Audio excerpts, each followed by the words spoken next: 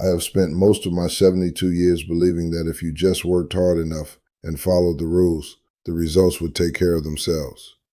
That was the philosophy I carried through decades of supervising transit operations here in Charlotte. We had schedules, we had maintenance logs, and we had a clear set of protocols. If a bus broke down, it was because someone missed a check or a part reached its limit. It was logical. It made sense. I applied that same logic to my body for a long time, especially as I got older and the doctor started looking at my charts with that concerned squint I've grown to know so well. I thought that if I walked the miles, stayed away from the fried chicken at the Sunday potlucks, and kept the salt shaker off the table, the numbers on that blood pressure cuff would fall into line. But life has a way of showing you that the protocols we're given aren't always the full story. I remember a Tuesday morning about 10 years ago when I sat in a small exam room, the air smelling of rubbing alcohol and old magazines. I had been doing everything right. Gloria had me on a strict regimen of oatmeal and grilled fish. I was walking every morning before the Carolina sun got too high. Yet, when the nurse pumped up that cuff, I saw her eyebrows lift. 148 over 92. I felt a surge of frustration that tasted like copper in my mouth. I told the doctor I didn't understand. I told him I wasn't cheating. I felt like I was failing a test I had studied for every single day. That feeling of being a healthy person who still has unhealthy numbers is a special kind of heavy. It makes you feel like your body is a machine with a ghost in it, doing things behind your back that you can't control. Today I want to talk to you about that specific frustration, because I know I'm not the only one who has felt it. If you're over 60 and you're doing the work, but still seeing those high numbers, you need to know that you aren't lying and you aren't failing. I'm going to share 3 specific things with you that changed how I see my own heart. First, I'm going to explain a hidden signal in your blood that acts like a locked gate, keeping your pressure high even when your diet is clean. Second, I'll show you why your weight or your activity level might be masking a metabolic trap that keeps your arteries under constant tension. And finally, I'm going to share the one habit I changed, not what I was eating, but when I was eating, that finally allowed my kidneys to release the pressure they'd been holding on to for years. When we talk about blood pressure, the conversation almost always starts and ends with salt. We've been told for 40 years that sodium is the enemy. It's the first thing Marcus, my son, mentions when he worries about my health. He's in insurance, so he's all about risk management. He'll say, "Dad, watch the sodium. We need you around for the grandkids." And he's right to care. But the more I looked into it, and the more I talked to specialists, the more I realized that salt is often just the passenger, not the driver. The real driver for many of us is a hormone called insulin. Now, most of us only hear that word when people talk about blood sugar or diabetes, but insulin is like the chief dispatcher for your entire body. It doesn't just manage sugar. It tells your kidneys exactly what to do with the minerals in your system. Think of your bloodstream like one of those major transit hubs I used to manage. You have the cars, that's the sodium, and you have the exit ramps. Those are your kidneys. Under normal circumstances, the kidneys open the gates and let the excess sodium out so the traffic keeps flowing smoothly. But insulin is the signal light at those exit ramps. When your insulin levels stay high, it's like a red light that never turns green. It tells the kidneys to hold on to every single car, every bit of sodium, and pull it back into the blood. So you can cut all the salt you want. You can reduce the number of cars on the highway. But if those exit ramps stay closed, you're still going to have a massive traffic jam. That's why you can eat a low-sodium diet and still have blood pressure that won't budge. The gates are locked from the inside.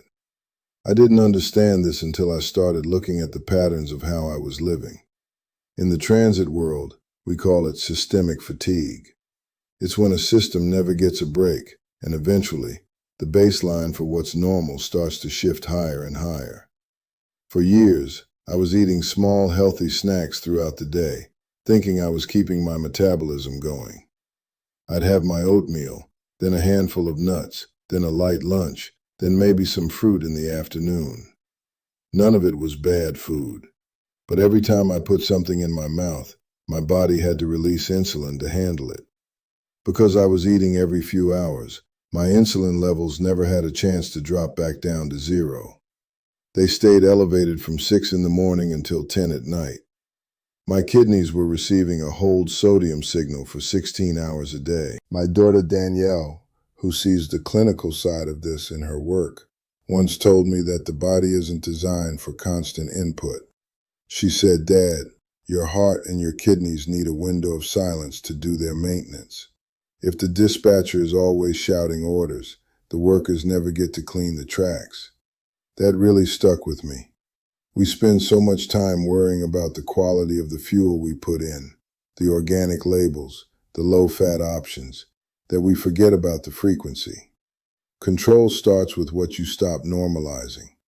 I had normalized the idea that I needed to eat something every time I felt a little dip in energy, but in doing so, I was keeping my blood pressure in a state of constant activation. There's another part of this that a lot of men my age don't want to talk about, and that's the fit trap. I have friends at the community center who look lean. They play pickleball. They don't have a big belly, and yet they're on 3 different blood pressure medications. They're confused because they don't fit the image of someone with metabolic trouble. But there's a type of fat you can't see in the mirror, visceral fat. It's the fat that packs itself around your liver and your heart. It's metabolically active, which is just a fancy way of saying it's a chemical factory that pumps out signals telling your body to stay inflamed and keep your insulin high. You can be thin on the outside and still have this internal congestion. It's like a bus that looks freshly painted on the outside, but has a rusted-out engine underneath. I saw this happen to a close friend of mine, a man I worked with for 30 years. He was a marathon runner, always the picture of health. We all looked up to him. Then, out of nowhere, he had a stroke. We were all devastated. We couldn't wrap our heads around it. How could someone so healthy have a system that just gave out? It's because we look at the wrong metrics. We look at the scale, but we don't look at the hormonal signals. We don't look at how much pressure is actually being exerted on the walls of those arteries every minute of every day. Pressure rarely rises alone. It rises with the habits we ignore, even the ones we think are good for us. For me, the realization came when I started tracking not just my pressure, but my eating windows. I realized that even though I wasn't overeating, I was grazing my way into a high-pressure baseline. I was also a big fan of late-night snacking. After a long day, I'd sit down with a bowl of something, even something healthy like Greek yogurt or fruit, right before bed. I didn't realize that by doing that, I was forcing my insulin to stay high while I slept. That meant all night long, while my body should have been recovering and releasing fluid, my kidneys were busy holding on to sodium. I'd wake up in the morning feeling stiff, with my wedding ring feeling a little tight on my finger, and my blood pressure would already be high before I even had my first cup of coffee. I was starting every day from behind. The nervous system plays a role in this too. High insulin keeps your fight or flight system, the sympathetic nervous system, slightly turned on. It's like keeping a bus engine idling all night long. It wears out the parts faster. When that system is activated, your blood vessels don't fully relax. They stay tight, narrow, and resistant. Imagine trying to pump the same amount of fluid through a straw versus a garden hose. That resistance is what makes the heart work harder, and over time, that's what leads to the thickening of the heart muscle and the scarring of the kidneys. It's a slow process, one that happens over years of small, repeated patterns. The most important thing I want to tell you is that this is a cycle you can break, and it doesn't require a miracle. It requires structure. I had to learn to be as disciplined with my rest as I was with my work. I started by eliminating the snacks between meals. That was the hardest part at first, because I was used to that little hit of energy. But I noticed that after a few days, the tontura, that lightheadedness I'd get occasionally, started to fade. I felt more stable. Then I tackled the late-night eating. I made a rule that the kitchen closes at 7 p.m., no exceptions. What happens when you do this is almost like magic, but it's actually just biology.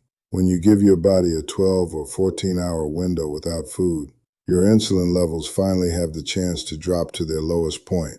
As soon as that signal fades, the red light at the exit ramps turns green. Your kidneys look at all that stored sodium and say, "Okay, we can let this go now." They release the salt, and with it, they release the excess water. Your blood volume drops, and suddenly, your heart doesn't have to push so hard. The traffic on the highway starts to move. I remember the first time I saw the results of this change. It was about 3 weeks into my new routine. I hadn't changed what I was eating for dinner. Gloria was still making her salmon and greens, but I had stopped eating after that meal. I sat down on a Sunday afternoon, feeling particularly calm. I took my pressure, and it was 126/78. I hadn't seen a number like that since I was in my 40s. I actually teared up a little bit. It wasn't just the number, it was the relief. It was the feeling that I finally understood the machine I was living in. I wasn't broken. I just wasn't giving the system enough time to reset. A life stable builds a body more stable. I realized that my body was paying attention to what I repeated every day. If I repeated the signal of hold on to everything, that's what it did. If I repeated the signal of it's okay to let go, it responded in kind.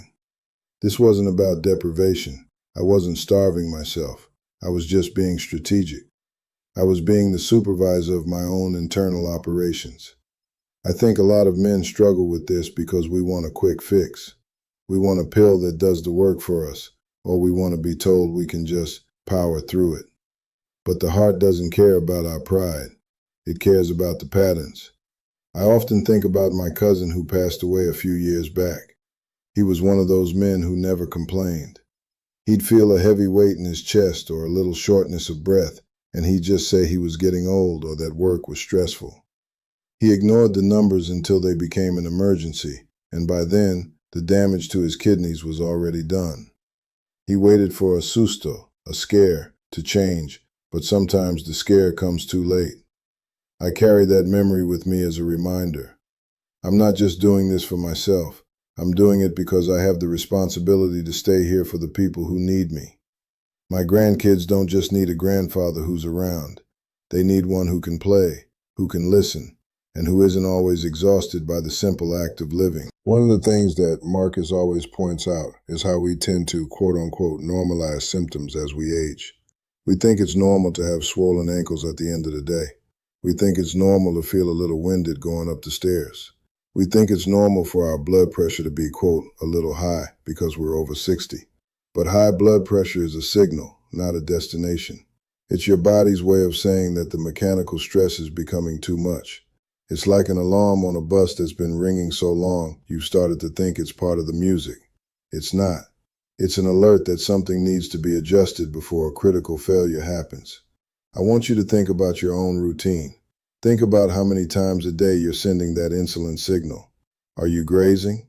Are you having those, quote, healthy liquid calories, like the smoothies or the protein shakes that hit your system so fast your insulin spikes like a mountain peak? Are you eating that, quote, little something at 10 p.m. while you watch the news? These aren't crimes, but they are choices that have a mechanical cost. If you're frustrated by your numbers, I want you to try something simple. Give your body a window of silence. Start by just stopping the snacks. If you eat breakfast, lunch, and dinner, make sure there's nothing but water or black coffee in between. Give your dispatcher a chance to go off duty. Then look at your evening. Try to finish your last bite 4 hours before you go to sleep. When you lie down, you want your body to be focused on repair, not on processing. You want your kidneys to be in flush mode, not retain mode. You'll find that you might have to get up to use the bathroom a few more times at first, as that fluid leaves your system, but that's a good sign. That's the exit ramps finally opening up. I know some of you might be thinking that this sounds too simple, or that you've already tried everything.